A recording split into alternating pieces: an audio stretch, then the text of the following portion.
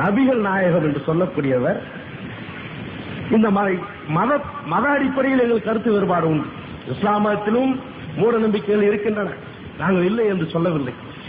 ஆனால் நபிகள் நாயகம் என்பவர் அந்த நாட்டிலே தோன்றி அரபு நாடுகளில் இருக்கக்கூடிய மூட நம்பிக்கைகளை ஒழித்து பல்வேறு உருவ வழிபாடுகளை அங்கே இருந்தன. அந்த மூட நம்பிக்கையை ஒழிப்பதற்காக அந்த நபிகள் நாயகம் அவர்கள் படாத பாடுபட்டார். அதுக்காக தன்னுடைய வாழ்க்கையை அர்ப்பணம் செஞ்சார். ஆனால் இன்றைக்கு அவருடைய கொள்கையில் அவ்வாழ்க்கை நெறிகள், இன்னும் சொல்ல போனால் இஸ்லாம் மதம் அல்ல, அது ஒரு மார்க்கம்.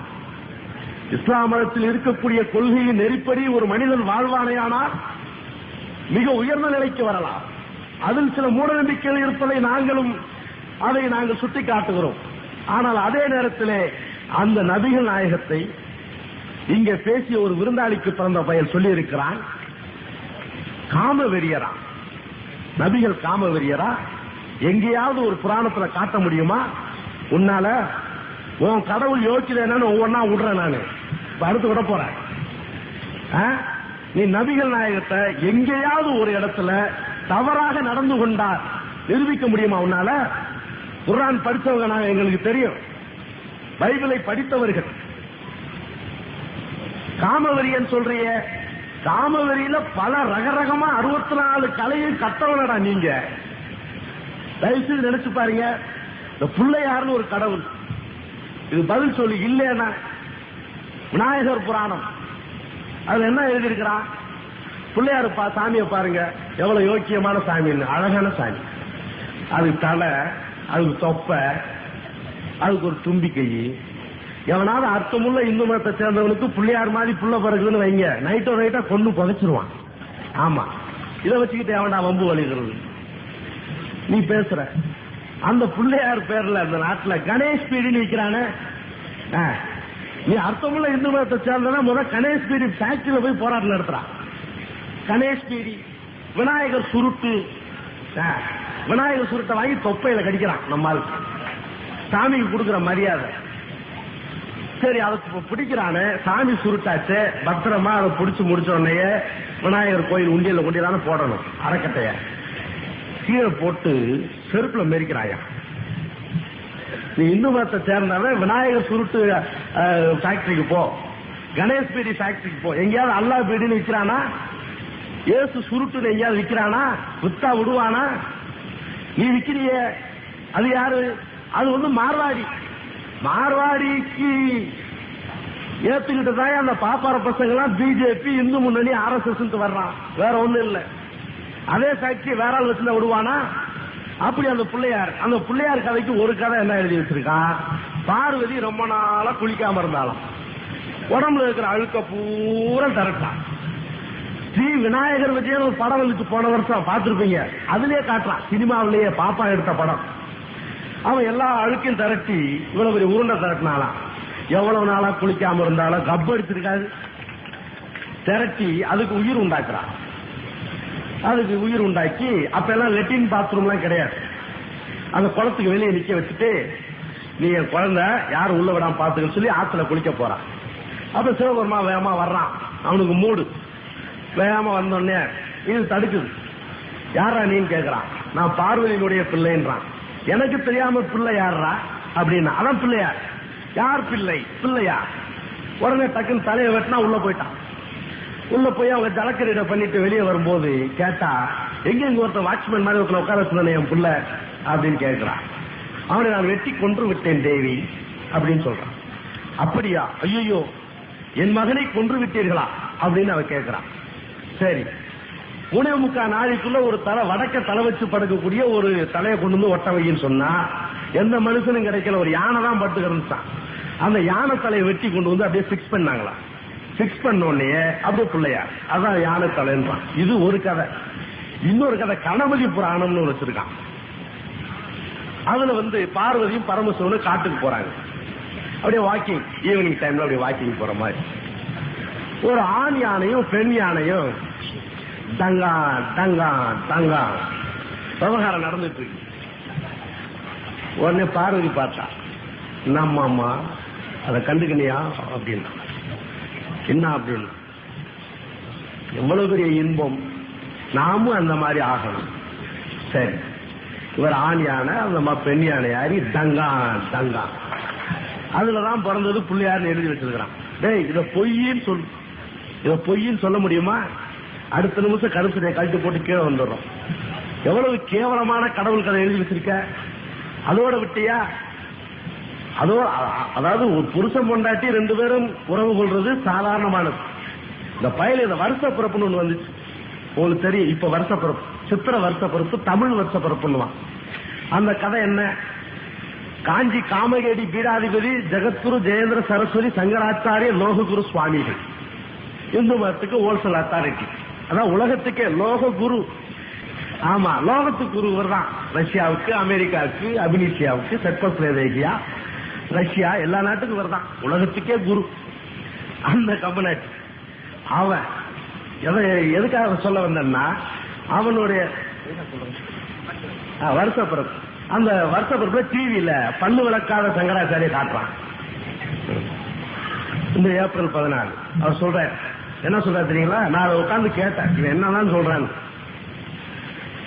இந்த தமிழ் வருஷ பிறப்பு அதனுடைய பேர் என்ன? பிரம்மதூதா பிரிஜோத்மி. இது தமிழாது?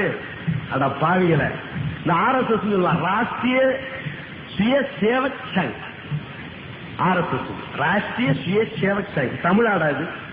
அந்த மாதிரி பிரியோத்மி போன தடவை என்னமோ ஒரு வருஷ பிறப்பு, எல்லாமே சமஸ்கிருத பேர் தான்.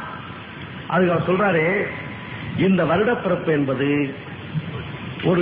ஒரு அம்சமாய், நாரத முனிவர் ஒரு அம்சமாய் இந்த நாட்டிலே வாழ்ந்த நேரத்தில் கிருஷ்ண பரமாத்மாவும் நாரதரும் கூடி இந்த வருடங்களை பெற்றதாக புராணம் சொல்லுகிறது அப்படின்னு சொல்ற. நாரதரும் கிருஷ்ணனும் கூடி அப்படின்னு நாசுக்கா சொல்லிட்டான். அந்த கதை என்ன தெரியுங்களா? ஒரு நாள் நாரதன் ஒரு பெரிய தம்பூராவோட தொகை விட்டு டைங் டைங் டைங் டைங் அடிச்சுட்டு இருப்பான். உங்களுக்கு தெரியும், சொக்காயே போட மாட்டான் அவன். அவன் ஒரு நாள் அவனுக்கு மூடு வந்துச்சு. மூடு வந்தோடனே நேர கிருஷ்ண பரமாத்மாட்ட போறான். ஏன்னா கிருஷ்ணனுக்கு இதே வேலை தானே. கிருஷ்ணனுக்கு என்ன வேலை? கண்ணதாசன் யாரு? தீக்கா கட்சிக்காரரா? அவரே எழுதினாரு, கங்கை கரை தோட்டம் கன்னி பெண்கள் கூட்டம் கண்ணன் நடுவினிலே, ஓ கண்ணன் நடுவினிலே. கங்கை கரை தோட்டமா, கன்னி பெண்கள் கூட்டமா, இந்த கமநாட்டி நடுவுலையா? என்னடா பண்ணிட்டு இருக்காங்க பொறுக்கி பையா? யாரா காமவெறிய? இதே வேலையா இருந்தாங்க. அவன்கிட்ட போய் இவன் கேட்கறான், யாரு? நாரதன் போய், சுவாமி எனக்கு இன்னைக்கு மூடு வந்துடுத்து அப்படின்னா, அதுக்கு நான் என்ன பண்றது அப்படின்னா, ஏதாவது ஒண்ணு செட்டப் பண்ணி போடுவோம். கடவுளே மாமாவில சேர்த்து சொல்லி அதோட விட்டா. நாரதனை மட்டுமா பார்த்தான், இவன் பொம்பளையா மாறி சிவன் கிட்ட உதற மாட்டிக்கிட்டான். அது உங்களுக்கு தெரியணும், ரொம்ப முக்கியம். அதான் அந்த சாமியே பாருங்க, என்னமோ அவர் என்னமோ எக்மோர் ஸ்டேஷன் போற மாதிரியும், இவன் புதுப்பேட்டையில இருந்துகிட்டு கூப்பிடுறான், ஏண்டா செவுட்டு சாமியா? அது எப்படி வந்துச்சு அந்த கதை? இவனே சொல்லுவான், ஓம் ஹரி அர சுதன் ஐயன் ஐயப்ப சுவாமியே சரணம் ஐயப்பா. ஹரினா யாரு? விஷ்ணு. அரன்னா யாரு? சிவன். சிவனுக்கும் விஷ்ணுவுக்கும் பிறந்தவனே அப்படின்னு சொல்றான் அவனுடைய ஸ்லோகத்துல. அது என்ன கதை? சூரபத்மன் ஒரு அரக்கன். அந்த அரக்கன் தவம் இருக்கிறான். தவம் இருக்கும் போது, சிவனை வேண்டி தவம் இருந்த போது சிவபெருமா என்ன சொல்றாருன்னா, உனக்கு என்ன வேண்டும் கேட்கிறார். டைன்னு தோண்டிட்டார். அந்த மாதிரி வரம் கேட்க வேண்டியதான் அந்த ராமகோபாலன், அந்த பாப்பார பையனுக்கு என்ன மேல ஸ்ரீதரன், அது ஒரு சமையல்காரனுக்கு பிறந்த பையன் அவன். ஸ்ரீதரன் ஒருத்தன் பாப்பார பையன், அவன் ராஸ்கல். இந்த எலெக்ஷன் முடியட்டும், எல்லாம் நாங்க ஒரு வழி பண்ணிக்கிறோம். எலெக்ஷன் முடியட்டும் தாண்டா பாத்துக்கிட்டு இருக்கிறோம். திமுக மட்டும் முடிவு வேற மாதிரி இருக்கட்டும். இந்த நாட்டை விட்டே விரட்டப்பட வேண்டிய வந்தேரிகளை நாட்டை விட்டே விரட்டப்படுவீர்கள், ஞாபகத்தில் வைத்துக் யாரடா பேசுற காமவெறி? என்ன சில நபிகள் நாயத்தையா? ஒரு உயர்ந்த ஒரு சமூக சீர்திருத்தவாதிய பேசிருக்கிறாங்க. எவ்வளவு கேவலம்! இது எப்படி அனுமதி கொடுக்கறான்? நாங்க ஆதாரத்தோட பேசுறோமே, இந்த ஆதாரத்தை யாரா இல்லைன்னு சொல்லு. அந்த சூரபத்மன் இவர் கேட்ட உடனே அவன் பாருங்க எவ்வளவு புத்திசாலி. நான் யார் தலையில் கை வைத்தாலும் அவன் தலை வெடித்து விட கடவுது என்று எனக்கு வரம் தர வேண்டும் சுவாமி. தந்தேன் பக்தா அப்படின்ட்டான். யோசிக்கவே இல்லை, என் தலையை தவறேன்னு கூட சொல்லல. அவ்வளவு புத்திசாலி இந்த கடவுள். சரி சுவாமி அப்படின்னா என்ன, நீங்கள் தந்த வரத்தை பரிசித்து பார்ப்பதற்காக உங்கள் தலையில் நான் கை வைக்கிறேன். அதான் வரம் கொடுத்தவன் தலையிலே கை வச்சான் நம்மால் இன்னைக்கு சொல்லுவான் பாருங்க. அதான் உடனே என்ன பண்ணார், ஓடுற யாரு சிவபெருமா இவனுக்கு பயந்துகிட்டு ஓடுற, அவன் துரத்துறான். ஓடி ஓடி போயிட்டு இருக்கும் போதே திருப்ப சொல்லுங்க, ஓடி ஓடி போயிட்டு இருக்கும் போது பின்னாலேயே துரத்துறான். ஒரு இடத்துல போன உடனே மச்சான் யாரு சிவபெருமா மச்சி அப்படின்னா, அதாவது அது சமஸ்கிருதம் மைத்துனரே அப்படின்னு போட்டிருக்கான். மச்சி அப்படின்னு உடனே டைம் அவர் மச்சான் யாரு நம்மாலு கிருஷ்ண பரமாத்மா. என்ன மச்சின்னா பின்னால பேஜார் பண்ணிக்கிறான் ஒருத்தன் அப்படின்னா. அப்படியா நீ கம்னு ஒத்திக்க, நான் பாத்துக்கிறேன். நான் பாத்துக்கிறேன் அப்படின்னா உடனே என்ன பண்ண டைம் அப்படியே ஒரு பொம்பளை ரூபம் மோகினி அவதாரம் எடுக்கிறான். மோகினி அவதாரம் நம்மால எப்பவுமே எல்லா அகநானூறு புறநானூறு எட்டுத்தொகை கலித்தொகை சங்ககால இலக்கியங்கள் அவையெல்லாம் பேசுவான். இந்த மோகினி அவதாரத்தை பார்த்தோன்னே டவுசர் அவுத்துக்கு பின்னாலேயே போயிடுவான். நம்மாட்ட இருக்கிற வீக்னஸே அதான். அது புராண காலத்துல இருந்திருக்கு. உடனே மோகினி ரூபம் நம்ம டிஸ்கோ சாந்தி மாதிரி எழுத தயங்கி நிக்கிறார். நின்ன உடனே வந்தாம்பார் நம்மால் சூரபத்மன் அப்படியே நின்றுட்டான். பாவாய் மிக அழகாக இருக்கிறாயே, நீ யார், உன்னோடு நான் சம்போகிக்க வேண்டுமே. போனோடனே விவகாரம் தான். உடனே அவ சொல்றார், சுவாமி நீங்கள் குளித்து விட்டு வாருங்கள் கதை. உடனே நேரம் போய் குளிக்க போறான். குளிக்க போகும்போது தண்ணியே கிடைக்கல. மாட்டு தடம் ஒண்ணு இருந்துச்சான். ஸ்ரீ ஐயப்பன் கதையில இந்த கதையே வந்திருக்குதுயா.